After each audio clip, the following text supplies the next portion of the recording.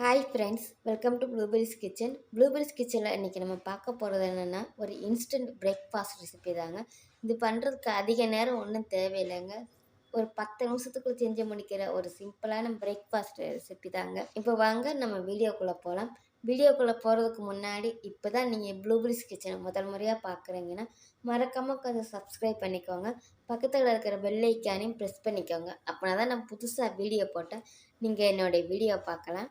இப்போ வாங்க நம்ம ரெசிபிக்குள்ளே போகலாம். இப்போ நம்ம பேட்டரை ரெடி பண்ணிக்கலாங்க. இந்த பேட்டருக்கு ஒரு அரை கப் அளவுக்கு ரவை எடுத்திருக்கேன். இப்போ இந்த மிக்ஸி ஜாருக்கு மாற்றிக்கலாங்க. அதே அளவுக்கு நான் தயிர் எடுத்திருக்கேங்க. புளிப்பில்லாத தயிர் நான் அரை கப்பு எடுத்திருக்கேங்க. புளிப்பான தயிர்னால் நீங்கள் ஒரு 1/4 கப்பு அளவுக்கு எடுத்துக்கோங்க.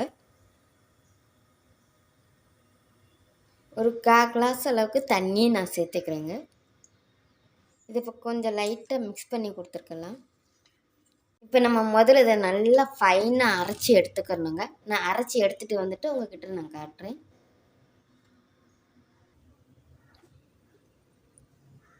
பாருங்கள் ஃப்ரெண்ட்ஸ், இதை இப்போ நல்லா நான் அரைச்சி எடுத்துகிட்டு வந்திருக்கேன். நல்லா ஃபைனாக அரைச்சி எடுத்துகிட்டு வந்திருக்கேன். இப்போ இதை ஒரு பவுலுக்கு மாற்றிக்கிடலாம். நமக்கு இப்போ மாவு ரெடி ஆயிடுச்சுங்க. இப்போ இந்த மாவில் கொஞ்சமாக நான் சின்ன வெங்காயம் கட் பண்ணியிருக்கேங்க. இதை இப்போ நான் சேர்த்துக்கிறேன். கொஞ்சோண்டு பச்சை மிளகாய் உரப்புக்காக. கருவேப்பிலையும் நான் இந்த மாதிரி பொடியாக கட் பண்ணி எடுத்து வச்சுருக்கேங்க. கேரட்டை இந்த மாதிரி திருவி சேர்த்துக்கோங்க, டேஸ்ட்டு சூப்பராக இருக்கும். கொத்தமல்லியை அதையும் நல்லா பொடியாக கட் பண்ணி எடுத்து வச்சுருக்கேங்க. தேவையான அளவு உப்பும் சேர்த்துக்கிறேங்க. இப்போ இது நல்லா மிக்ஸ் பண்ணி எடுத்துக்கலாம் நம்ம. இப்போ இந்த மாவில் ஒரு பிஞ்சு அளவுக்கு சோடா உப்பு சேர்த்துக்கலாங்க. இப்போ இதையும் சேர்த்து நல்லா மிக்ஸ் பண்ணிக்கலாம் நம்ம. இப்போ நமக்கு பேட்டர் ரெடி ஆயிடுச்சுங்க. இப்போ நம்ம தோசை ஊற்றிக்கலாம். நமக்கு இந்த அப்பச்சட்டி சூடாகிடுச்சுங்க. இப்போ இதில் கொஞ்சோண்டு ஆயில் அப்ளை பண்ணிக்கலாம் நம்ம. இப்போ நம்ம இந்த தோசையை ஊற்றி எடுத்துக்கலாங்க.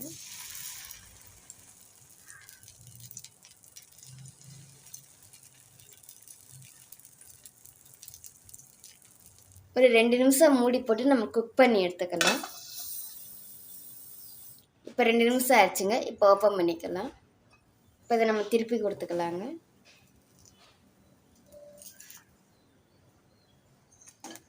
இந்த பக்கம் ஒரு 2 நிமிஷம் குக் ஆகட்டுங்க. இப்போ 2 நிமிஷம் ஆயிடுச்சுங்க. இப்போ ஓப்பன் பண்ணிக்கலாம்.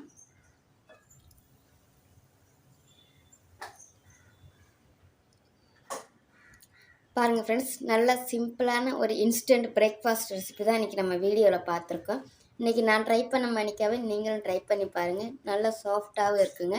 இந்த ரெசிபி உங்களுக்கு பிடிச்சிருக்கும்னு நினைக்கிறேன். பிடிச்சிருந்துச்சுன்னா மறக்காமல் ப்ளூபெரிஸ் கிச்சனை சப்ஸ்கிரைப் பண்ணிக்கோங்க, லைக் பண்ணிக்கோங்க. தேங்க்யூ.